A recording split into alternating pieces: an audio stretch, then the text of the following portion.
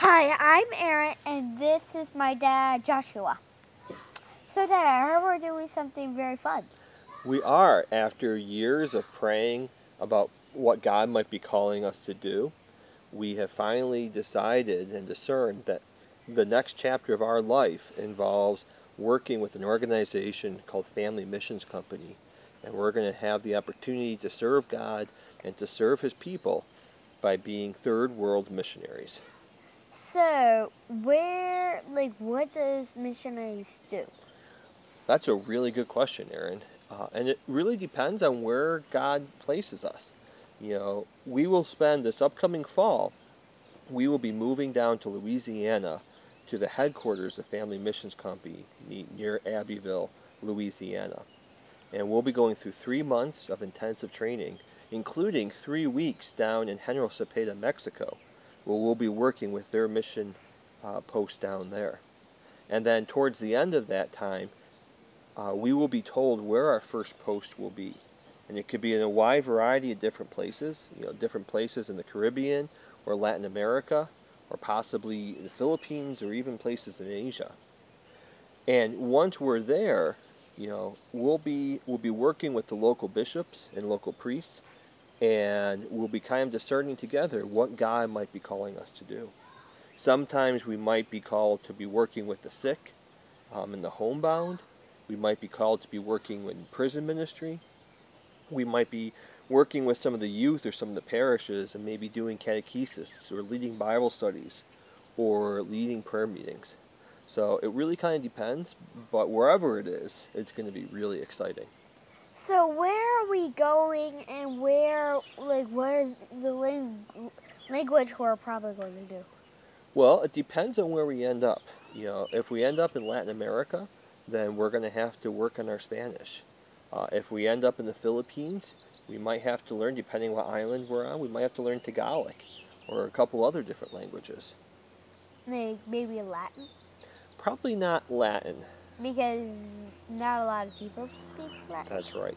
But Spanish is connected to Latin. It's related. It's a romantic language. Mm-hmm. I wonder if we're going to ever do English.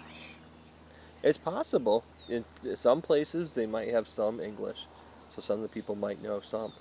But chances are we're going to probably want to learn at least a little bit of the language that we're at so that we can kind of meet the people where they're at and try to embrace, we're going to be living, with the poor, trying to live out gospel poverty.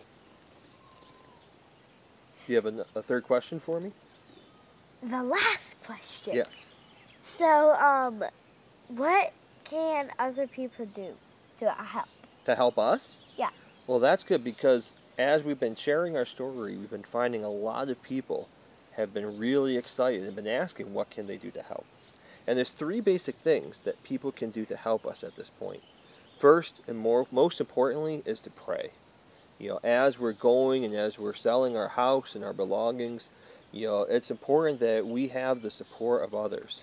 And it's important to have people praying for us, that we have the strength and courage to be able to move forward, because there are times in which sometimes we question, sometimes we doubt. And it's also good for people to share with us what their prayer intentions are, so that we can be praying for them. And so doing so, we can kind of be united as one body. The second thing is people can share and like our posts that we put on Facebook. Starting today, which is the feast of the Nativity of John the Baptist, and going all the way through next week, we are going to be posting daily either videos or sometimes blog posts or short stories about what it means for us as a family to doing missionary work. And so if people just simply liked our posts and reposted them and shared it on Facebook, that's going to help to get the word out and get more communication and more traffic, for the people can hear about our journey and can be excited for us. The third thing is that people can join us financially.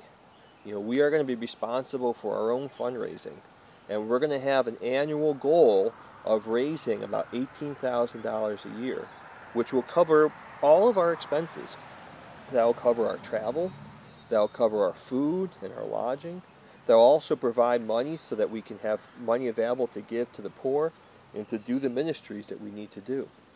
So people can donate to us. And at the bottom of this page, there is going to be a link to donate, and people can decide to do a one-time donation, or people can decide to do a monthly donation, which is really would be helpful. It's those monthly donations where we get that steady commitment from people to not just be financially providing for us, but to be praying for us month by month. Is this where the for a garage sale and buying the house keep make sure people buy them so we get money? That's part of the reason why we sold. There's two reasons why we sold. That we're going to be selling our house and sold so much at our garage sale. First of all, this counts as a fundraiser, because we need to raise the money so that we can use it to do this ministry.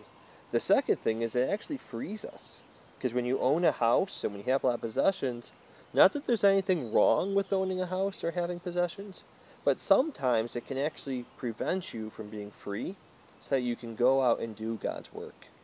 And the type of work that God seems to be calling us to, it involves us giving these things up so that we can go and follow Him. Fist bump? Fist bump. Ow!